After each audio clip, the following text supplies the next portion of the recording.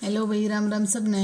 आज हम हरियाणा के जो प्रीवियस ईयर क्वेश्चन पेपर कर रहे थे उसका सेट नंबर 12 है और ये हरियाणा HSSC कलरक परीक्षा 2016 है। तो ये पूरा पेपर सॉल्यूशन करेंगे। कौन सी धातु मुक्त अवस्था में पाई जाती है? इससे पहले जो क्वेश्चन है ना वो है भाई मैथ के। अगर आपको सॉल्यूशन चाहिए है पूरी इसकी PDF चाहिए है पेपर का तो कमेंट करके बता देना और टेलीग्राम चैनल ज्वाइन कर लेना, वहाँ पे आपको भेज देंगे। कौन सी धातु मुक्त अवस्था में पाई जाती है? तो कौन सी धातु मुक्त अवस्था में पाई जाती है? प्लेटिनम। देखो, सोना, प्लेटिनम, तांबा, चांदी, ये ना कुछ वस्तुएं हैं जो मुक्त अवस्था में पाई जाती हैं। और जो ये मुक्त अवस्था में क्यों पाई जाती हैं? क्योंकि प्रकृति में मुक्त अवस्था में इसलिए पाई जाती हैं। ये धातुएं सामान्य परिस्थिति में वायु, जल और अन्य रसायनों के साथ अभिक्रियाशील नहीं होती। और इनकी तुलना में ना जो अभिक्रियाशील धातुएं हैं जैसे सोडियम, पोटेशियम और एल्यूमिनियम, ये प्रकृति में मुक्त अवस्था में नहीं पाई जाती। तो इसका होगा आंसर प्लेटिनम। हीरा किसका अपरूप है? तो हीरा किसका अपरूप है? कार्बन का। ये क्वेश्चन लगभग आता ही रहता है भाई। सलाइवा में विद्यमान एंजाइम का नाम बताइए जो स्टार्च को तोड़ता है। तो ये होगा एमाइलेज। और देखो, एमाइलेज है, लाइसाइजाइम, लिपेज, और ये है ना इस तरह के जो हैं वो लार में पाए जाने वाले प्रमुख एंजाइम होते हैं। एमिलेज ब्रेड और बिस्कुट में पाए जाने वाले शर्कराओं की लंबी श्रृंखला जैसे जिसे स्टार्च के रूप में जाना जाता है ना, को छोटे माल्टोज शर्करा अणुओं में परिवर्तित करते हुए पाचन क्रिया आरंभ करता है। तो एमिलेज एंजाइम उदासीन है ना, pH वातावरण की तुलना में थोड़ी अक्षारीय अवस्था में बेहतर कार्य करता है। उत्तक जो पौधों में जल का परिवहन करता है। तो उत्तक जो पौधों में जल का परिवहन करता है वो कौन सा होगा? जाइलम। विद्युत धारा का परिमाण मापने के लिए प्रयुक्त उपकरण। तो ये पूछ रखा है विद्युत धारा किसके द्वारा मापी जाती है? तो ये है एमीटर। एमीटर एक मापी यंत्र है जिसका प्रयोग विद्युत धारा मापने के लिए किया जाता है। काला नाग मुहावरे का सही अर्थ क्या है? तो काला नाग मुहावरे का सही अर्थ है घातक व्यक्ति। इसका वाक्य प्रयोग करके देख लो भाई। जैसे मोहन ने राघव से कहा कि मलखान तो काला नाग है, उसकी बात पर विश्वास न करना और न ही उसे निकटता बढ़ाना। मतलब आजकल वही बात है भाई, मीठा मीठा बोल के और आदमी मीठा बोल के मारे हैं। तो काला नाग क्या होगा? घातक व्यक्ति। साकेत काव्य के लेखक कौन है? तो साकेत के काव्य लेखक कौन है? मैथिली शरण गुप्त। ये न मैथिली शरण गुप्त द्विवेदी युग के कवि हैं। इनकी प्रमुख रचनाएं और देख लो भी कौन कौन सी हैं। साकेत, द्वापर, जयद्रथ वध, ओंकार, यशोधरा, भारत भारती, जंकार आदि है ना, इनकी मैथिली शरण गुप्त की हैं। और जयशंकर प्रसाद, सूर्यकांत त्रिपाठी निराला एवं महादेव वर्मा छायावादी कवि हैं। हरिवंश राय बच्चन का जन्म कहाँ हुआ? परसून शब्द का सही पर्यायवाची शब्द कौन सा है? तो परसून शब्द का सही पर्यायवाची शब्द है सुमन।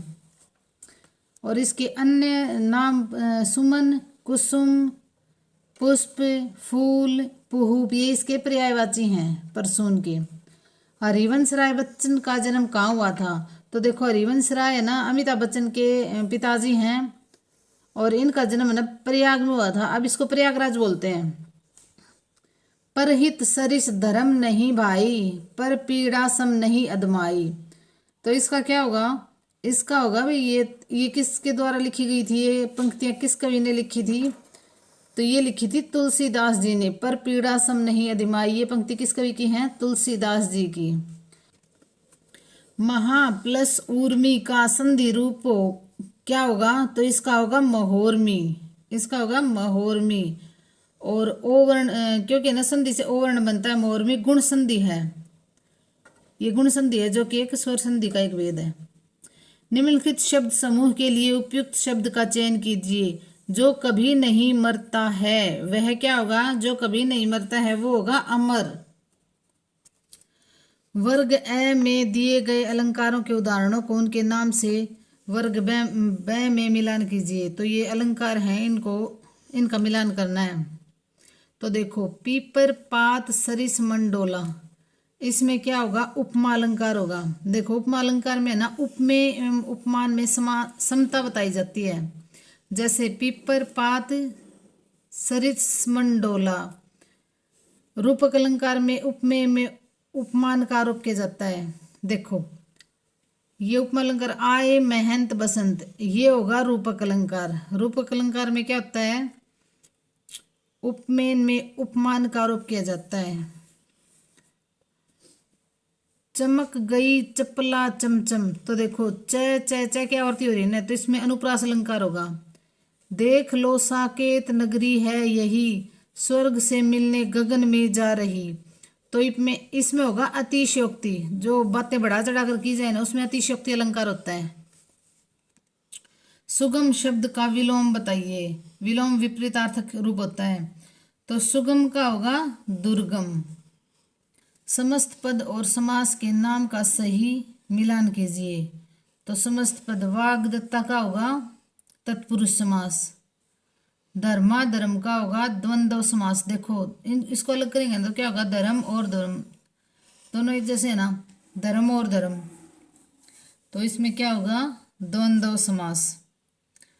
द्वंद्व समास में दोनों पद प्रधान होंगे और इसका विग्रह करने पर और अथवा लगता है, या तो लगेगा और या फिर आएगा। सप्ताह, सप्ताह में द्विगु समास। सात, जैसे सप्ताह सात आ गया ना तो ये द्विगु समास होगा, जिसमें गिनती आ जाए वो द्विगु समास होता है। कमल नयन, ये कर्मधारय समास होगा। कमल नयन, जैसे देखो कर्मधारय समास में उत्तर पद प्रधान होता है और पूर्व पद एवं उत्तर पद में विशेषण और विशेष्य का संबंध होता है। जैसे कमल नयन, तो कमल नयन में क्या होगा, कर्मधारय समास।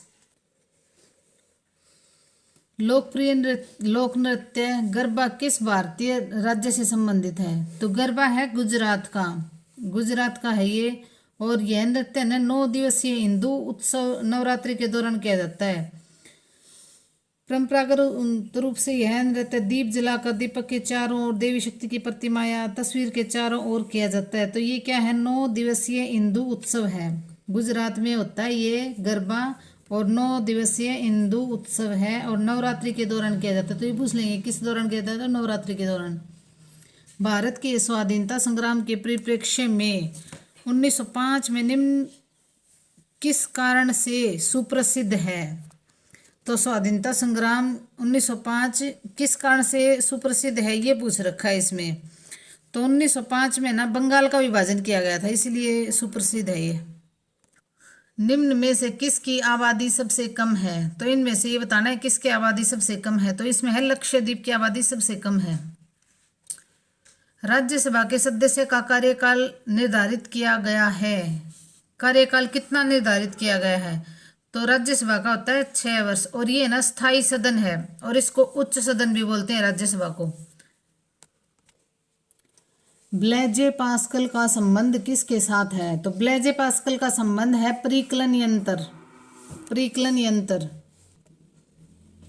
पदार्थ के द्वारा ऊष्मा के स्थानांतरण की प्रक्रिया कणों के बिना वास्तविक गतिमान हो क्या कहलाती है, तो ये बताना है भी क्या कहलाती है, ये कहलाती है चालन। निम्नलिखित में से कौन हास्य गैस के नाम से जानी जाती है, तो ये देखो भी N2O, N2O है ये नाइट्रस ऑक्साइड, ये लगभग आता ही रहता है पेपर में। N2O नाइट्रस ऑक्साइड को हंसाने वाली गैस के नाम से जाना जाता है और ये संवेदनहारी और पीड़ाहारी प्रभावों के लिए इसका प्रयोग किया जाता है। मतलब शल्य चिकित्सा जब सर्जरी की जाती है ना तब इसका प्रयोग किया जाता है और दंत चिकित्सा में भी इसका प्रयोग किया जाता है और श्वास लेने में इसके हंसाने वाली गैस के रूप में जाना जाता है इसको। और शरीर का तापक्रम कम करने के लिए किस औषधि का प्रयोग किया जाता है, तो शरीर का तापक्रम कम करने के लिए किस औषधि का प्रयोग किया जाता है, तो ये है जवरनाशी। हीमोग्लोबिन का मुख्य घटक संघटक है, तो हीमोग्लोबिन का मुख्य संघटक क्या है, ये है लौह। हीमोग्लोबिन आयरन है जिसमें ऑक्सीजन अंतर्विष्ट होता है जो सभी कशेरुकाओं में लाल रक्त कणों मेटलोप्रोटीन को वहन करता है। तो इसका आंसर होगा ये लो। 1526 में बाबर और इब्राहिम लोदी के बीच युद्ध कहाँ हुआ था? तो 1526 में पानीपत की पहली लड़ाई हुई थी, ये कहाँ हुई थी? पानीपत में। देखो भाई पानीपत में ना, पानीपत की 3 लड़ाई हुई थी, 1526, 1556 और 1761। अंतरिक्ष अभियान में कल्पना चावला की मृत्यु कब हुई थी? तो देखो भाई 1 फरवरी 2003 को हुई थी, 1/2/2003, बिल्कुल इजी है। हरियाणा के प्रथम राज्यपाल कौन थे? तो हरियाणा के प्रथम राज्यपाल थे श्री धर्मवीर, और 1 नवंबर 1966 से 14 सितंबर 1967 तक हरियाणा के प्रथम राज्यपाल रहे थे। उन्होंने पश्चिम बंगाल में, उसके बाद में उन्होंने पश्चिम बंगाल में, फिर कर्नाटक में राज्यपाल के रूप में कार्य किया। तो ये पूछ सकते हैं, देखो पहले हरियाणा में, उसके बाद में पश्चिम बंगाल में, उसके बाद में कर्नाटक में राज्यपाल के रूप में इन्होंने काम किया था। और 2020 में हरियाणा के राज्यपाल अब कौन है? बंडारू दत्तात्रेय हैं हरियाणा के राज्यपाल। और ये धर्मवीर है ना, ये यूपी से थे। हरियाणा में भैंस की कौन सी नस्ल प्रसिद्ध है? तो हरियाणा में भैंस की ना मुर्रा नस्ल प्रसिद्ध है। और मुर्रा ज़्यादातर है ना जींद की साइड में मिलती है, मतलब जींद में ज़्यादा मिलती है ये। और मध्यवर्ती हरियाणा भी बोल सकते हैं इसको। और भैंसों की सर्वाधिक मांग है ना, जीन कोष के साथ सर्वश्रेष्ठ नस्ल सुधारक के रूप में स्वीकार किया गया मुर्रा को। और जाफराबादी है ना गुजरात की है। हरियाणा दिवस किस दिन मनाया जाता है? तो ये तो भाई सबको पता है, 1 नवंबर को हरियाणा दिवस मनाया जाता है। और 1 नवंबर 1966 को पंजाब से अलग हुआ था हरियाणा, और पंजाब का 35% हरियाणा को हिस्सा मिला था। और ये कितना परसेंट मिला था? 35%। और पंजाब का विभाजन करने और लोगों द्वारा बोली जाने वाली भाषाओं पर विचार करते हुए नए राज्य, तो ये भाई बोली पे विवाद हुआ था। पंजाब वाले कह रहे थे पंजाबी बोलो, और हरियाणा वाले जो हैं वो हिंदी बोलने के लिए, तो ये राज्य पृथक भाषा के आधार पर हुआ था। और 1 नवंबर 1966 को हुआ था, और 35% हिस्सा हरियाणा को मिला था पंजाब का। और हरियाणा भारत का 17वां राज्य बना था, भारत का 17वां राज्य बना था पंजाब से अलग होकर। मांझी साहिब गुरुद्वारा कहाँ स्थित है? तो मांझी साहिब गुरुद्वारा कहाँ स्थित है? अंबाला में। कहाँ स्थित है? अंबाला में। हरियाणा की प्रसिद्ध खिलाड़ी गीता जुत्सी संबंधित है, तो किससे संबंधित है? ये एथलेटिक्स से।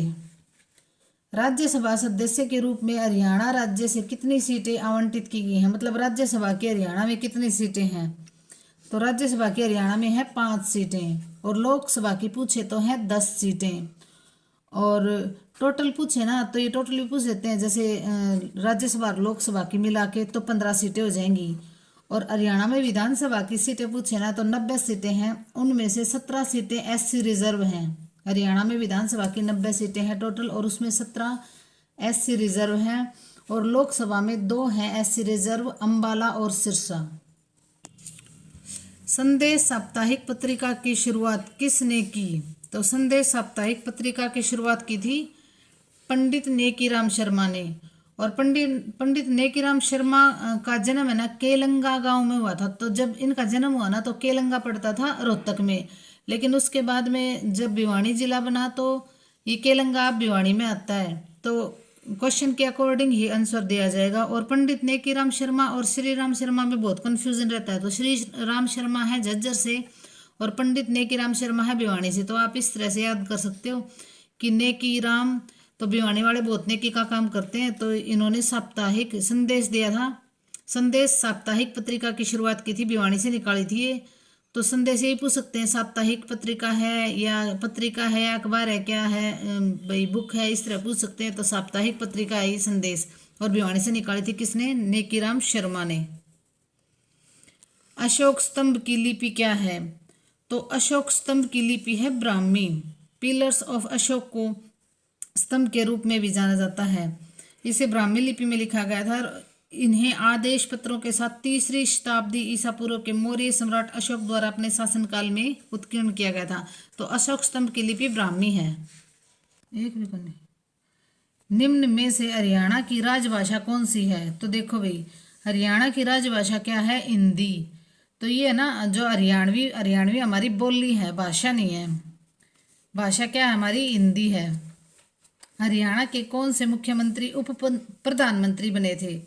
तो देखो, जो चौधरी देवीलाल है ना, चौधरी देवीलाल जी हैं, एक भारतीय राजनीतिक थे और 1977 से 79 तक दूसरी बार और 87 से 89 तक 2 बार हरियाणा के मुख्यमंत्री भी रहे हैं। और वीपी सिंह और चंद्रशेखर की सरकार में 89-91 तक भारत के 6वें उप प्रधानमंत्री के रूप में रहे हैं। तो देखो, हरियाणा के कौन से मुख्यमंत्री पहले सीएम बने थे, उसके बाद में ये उप प्रधानमंत्री बने थे। तो ये पूछ लेंगे। देखो, वीपी सिंह के टाइम में वीपी सिंह पीएम थे ना, तब ये उप प्रधानमंत्री रहे। और चंद्रशेखर दूसरी बार, मतलब उसके बाद में पीएम थे, जब ये दूसरी बार उप प्रधानमंत्री बने तब कौन थे? चंद्रशेखर।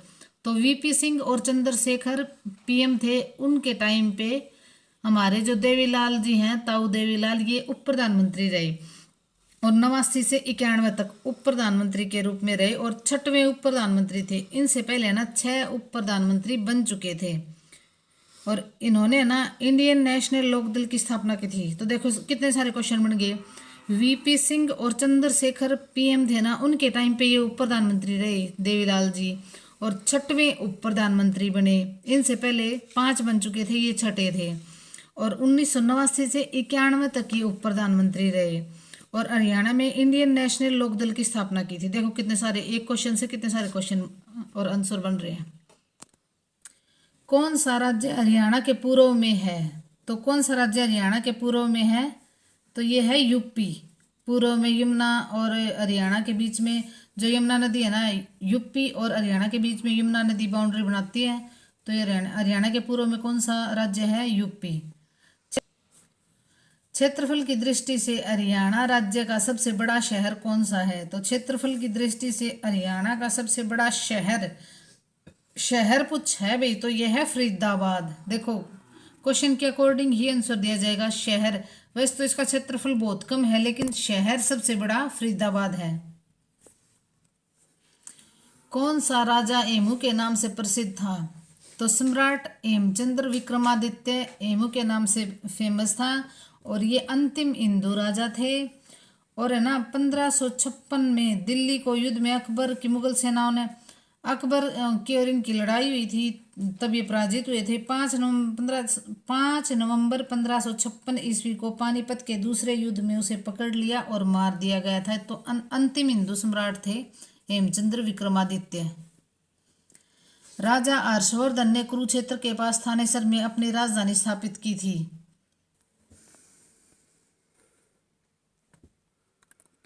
तो ये आएगी भी 7वीं शताब्दी। देखो, एक शताब्दी आगे बोला जाता है, जैसे 600, मान लो 620 है, 640 है, तो उसको एक शताब्दी आगे बोला जाएगा, तो ये 7वीं शताब्दी ईस्वी बोला जाएगा। बड़खल झील एक प्राकृतिक झील है जो हरियाणा के किस राज्य में स्थित है? तो बड़खल झील है फरीदाबाद में। राष्ट्रीय दुग्ध अनुसंधान संस्थान NDRI मुख्यालय का स्थानांतरण करनाल में इस वर्ष हुआ था। तो देखो, ये हुआ था 1955 में। देखो, मैंने आपको पहले ही बताया था कि हरियाणा वाले क्या हैं? ND हैं। तो इसमें ना सबसे पहले ये 1923 में कहाँ थी? ये NDRI बेंगलुरु में थी। तो हरियाणा वाले क्या हैं? ND हैं। तो उन्होंने क्या किया? 1955 में ये हरियाणा के करनाल में ले आई और देखो, NDRI को करनाल में इसका मुख्यालय स्थापित कर दिया। और 1936 में ना इसका विस्तार किया गया था बेंगलुरु में। इसे इंपीरियल डेयरी इंस्टीट्यूट के रूप में भाई इसका दूसरा नाम रख दिया था, नाम बदल दिया था, इंपीरियल डेयरी इंस्टीट्यूट। और 1947 में स्वतंत्रता के बाद इसे राष्ट्रीय डेयरी अनुसंधान संस्था के रूप में जाना जाता था और बाद में इसका नाम रखा था राष्ट्रीय डेयरी अनुसंधान संस्थान के रूप में। और 1955 में इसको हरियाणा के करनाल में ले आए थे। कौन सा जिला हरियाणा का 22वां जिला घोषित हुआ था? तो ये हुआ था चरखी दादरी। और ये ना 18 सितंबर 2016 को ये इसको चरखी दादरी को नए जिले का दर्जा दे दिया था। और इस टाइम पे ना मुख्यमंत्री मनोहर लाल खट्टर थे और 22वां जिला बना था ये। हरियाणा राज्य के कृषि मंत्री कौन हैं? हरियाणा राज्य के कृषि मंत्री कौन है? तो अब ये पहले का था भाई, अब है श्याम सिंह राणा। तो अब हमारे कृषि मंत्री कौन है? श्याम सिंह राणा। भारत भारत में ब्रिटिश सत्ता के दौरान हड़प नीति संबंधित थी। तो हड़प नीति किससे संबंधित थी? देखो, भारत में ब्रिटिश सत्ता के दौरान हड़प नीति संबंधित थी। तो लैप्स, इसको लैप्स की नीति भी बोलते हैं। तो ये कर्जन की थी लैप्स की नीति। 1857 की क्रांति में निम्न में से किसने हिस्सा नहीं लिया था? तो ये चंद्रशेखर आजाद ने 1857 की क्रांति में हिस्सा नहीं लिया था। क्षेत्रफल की दृष्टि से निम्न में से कौन सा भारत का सबसे बड़ा राज्य है? तो निम्न में से कौन सा है? राजस्थान है भाई सबसे बड़ा राज्य। और सबसे छोटा राज्य है ना, गोवा है क्षेत्रफल की दृष्टि से। स्टॉकहोम राजधानी है। तो स्टॉकहोम किसकी राजधानी है? स्वीडन की। Stockholm Sweden. केंद्र राज्य संबंधों के समीक्षार्थ गठित आयोग के चेयरमैन कौन थे? तो ये थे भी, ये उस टाइम का क्वेश्चन है, ये थे RS सरकारिया। संयुक्त राष्ट्र महासचिव का सामान्य कार्यकाल होता है, तो ये होता है भी 5 वर्ष के लिए। संयुक्त राष्ट्र महासचिव का जो सामान्य कार्यकाल होता है ना, ये 5 वर्ष के लिए होता है। 100 रुपए के नोट पर किसके हस्ताक्षर होते हैं? तो 100 रुपए के नोट पर RBI गवर्नर के हस्ताक्षर होते हैं। 100 रुपए के नोट पर किसके हस्ताक्षर होते हैं? RBI गवर्नर के। रायगढ़ किला किस ऐतिहासिक व्यक्तित्व से संबंधित है? तो रायगढ़ का किला है शिवाजी से संबंधित है, शिवाजी से। मदर टेरेसा ने नोबेल शांति पुरस्कार कब प्राप्त किया था? तो ये किया था 1979 में। मदर टेरेसा ने शांति का नोबेल पुरस्कार 1979 में, और उन्होंने 1950 में कलकत्ता में एक लोकोपकारी रोमन कैथोलिक धार्मिक संघ मिशनरीज ऑफ चैरिटी की स्थापना की थी। तो ये पूछे मिशनरीज ऑफ चैरिटी किसकी थी? तो मदर टेरेसा की। निम्न में से कौन सा भारत का राष्ट्रीय वृक्ष है? तो ये है वट वृक्ष। फिकस बेंगलेनिसिस भी इसको बोल देते हैं, इसका साइंटिफिक नेम हो जाएगा। चिल्का झील है, तो चिल्का झील कहाँ है? उड़ीसा में है भाई ये चिल्का झील। देखो, चिल्का झील कहाँ है? उड़ीसा में है, और खारे पानी की एक लैगून झील है। ये पूछ लेंगे चिल्का झील कैसी झील है? तो लैगून झील है, जो उड़ीसा के पुरी, खुर्द और गंजम जिलों में फैली हुई है। तो कितने जिलों में फैली हुई है? 3 जिलों में, पुरी, खुर्द और गंजम जिलों में फैली हुई है। यह भारत के पूर्वी तट पर है, दया नदी के मुहाने पर स्थित है, जो प्रभावित होते हैं बंगाल की खाड़ी में मिल जाती है। यह लैगून ना 1100 वर्ग किलोमीटर में फैला हुआ है, और लैगून झील है और भारत की सबसे बड़ी लैगून झील है, और विश्व की दूसरी सबसे बड़ी लैगून झील है। तो खारे पानी की झील है चिल्का झील। तृतीय विश्व पद का क्या अर्थ है? तो तृतीय विश्व पद का क्या अर्थ है? तो इसका अर्थ है विकासशील देश। देखो भाई, तीसरी दुनिया एक वाक्यांश है, इसमें क्या है? तीसरी दुनिया एक वाक्यांश है, और जिसका प्रयोग किसके लिए किया जाता है? जो विकासशील देश है ना, उनका वर्णन करने के लिए किया जाता है तृतीय विश्व पद का अर्थ। और तीसरी दुनिया के अधिकांश देश गरीब और अल्प विकसित देश हैं, तो इनमें शिक्षा का अभाव, मतलब जहाँ गरीबी होगी वहाँ सब चीज़ों का अभाव ही होगा ना। तो तृतीय विश्व पद विकासशील देशों के लिए, जिसमें गरीबी होगी, शिक्षा भी नहीं होगी, तो उनके लिए प्रयोग किया जाता है। किस वर्ष में हिंदी भारत संघ की राजभाषा के रूप में प्रभाव में आई थी? तो हिंदी को भारत की राजभाषा के रूप में कब माना गया था? तो 1965 में। तो ये भी पूछ लेते हैं भी, हिंदी भारत की राजभाषा है, राष्ट्रीय भाषा है, तो ये है राजभाषा, राजभाषा है भाई। ये शब्द आते हैं यूं के यूं, राष्ट्रीय लिख देंगे, राजभाषा लिख देंगे, राज की लिख देंगे, तो ये है राजभाषा, हिंदी भारत की राजभाषा है। और देखो, भारतीय संविधान ने 1950 में घोषणा की थी संघ की है ना, संघ की आधिकारिक भाषा हिंदी और लिपि होगी देवनागरी। और लागू होने के 15 वर्ष बाद, और उसके लागू होने के 15 वर्ष बाद, अर्थात देखो 26 जनवरी 1965 को संसद द्वारा निर्णय लिया गया कि शासकीय प्रयोजनों के लिए अंग्रेजी भाषा के प्रयोग पर रोक लगा दी गई है और 26 जनवरी 1965 को हिंदी भारत की शासकीय भाषा बन गई है। तो 1965 में लिखित में हो गया था कि हिंदी भारत की क्या होगी, राजभाषा होगी 1965 में।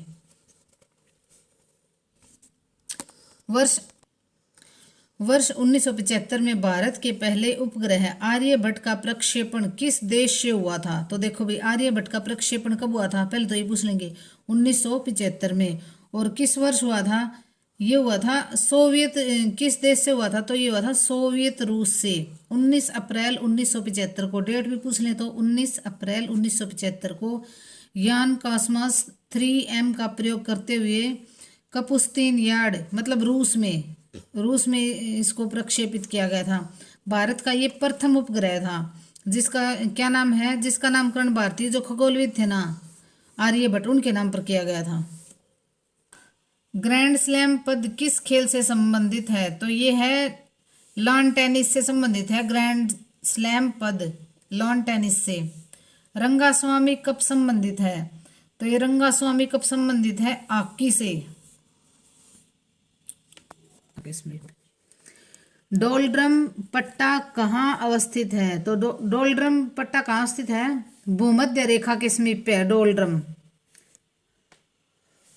निम्न में से किस ग्रह का एक भी प्राकृतिक उपग्रह नहीं है? तो ये होगा शुक्र का एक भी प्राकृतिक उपग्रह नहीं है, शुक्र का। दक्षेस सार्क का स्थायी सचिवालय कहाँ पर है? तो इसका स्थायी सचिवालय कहाँ पर है? काठमांडू में। 16 जनवरी 1987 को काठमांडू में इसकी स्थापना की गई थी और उसका उद्घाटन किसने किया था? नेपाल के जो दिवंगत राजा वीरेंद्र वीर विक्रम शाह द्वारा किया गया था। और सचिवालय की अध्यक्षता सार्क महासचिव द्वारा की जाती है। प्रकाश संश्लेषण दक्षेस सार्क का प्रथम महासचिव कौन था? तो देखो ये कौन थे? ये थे अबुल एहसान, बांग्लादेशी राजनीति, ये बांग्लादेश के ही थे अबुल एहसान और इसके प्रथम महासचिव थे। प्रकाश संश्लेषण के दौरान पादप और पेड़ कौन सी गैस बाहर छोड़ते हैं? तो ये कौन सी गैस बाहर छोड़ते हैं? ऑक्सीजन। विज्ञान की उस शाखा का नाम बताइए जो ध्वनि तथा ध्वनि तरंगों का अध्ययन करती है। तो देखो, विज्ञान की उस शाखा का नाम बताइए जो ध्वनि तथा ध्वनि तरंगों का अध्ययन करती है। एकाउस्टिक्स, ये होगा एकाउस्टिक्स। किसी राज्य में प्रथमतः राष्ट्रपति शासन की अवधि क्या है? तो देखो, किसी राज्य में अगर पहली बार राष्ट्रपति शासन लगाया जाता है तो उसकी अवधि पूछ रखी है क्या है? तो ये है 6 माह के लिए। नीति आयोग ने किसका स्थान लिया है? तो नीति आयोग ने योजना आयोग का स्थान लिया है। योजना आयोग की जगह क्या बना दिया अब? नीति आयोग। और इसकी फुल फॉर्म क्या होगी? National institution for transforming India. National institution for transforming India. और 1 जनवरी 2015 को इस योजना का स्थान ग्रहण किया था। तो नीति आयोग की योजना आयोग की जगह नीति आयोग कब आई थी? 1 जनवरी 2015 को। रजत किस तापक्रम पर पिघलता है? तो रजत किस तापक्रम पर पिघलता है? तो ये है 961 डिग्री सेल्सियस पर। धन्यवाद भाई, लाइक शेयर और सब्सक्राइब करना। और अगर आपको इस पेपर की पूरी PDF चाहिए है तो टेलीग्राम चैनल को ज्वाइन कर लेना और कमेंट करके बता देना, PDF टेलीग्राम चैनल पर डाल देंगे। धन्यवाद।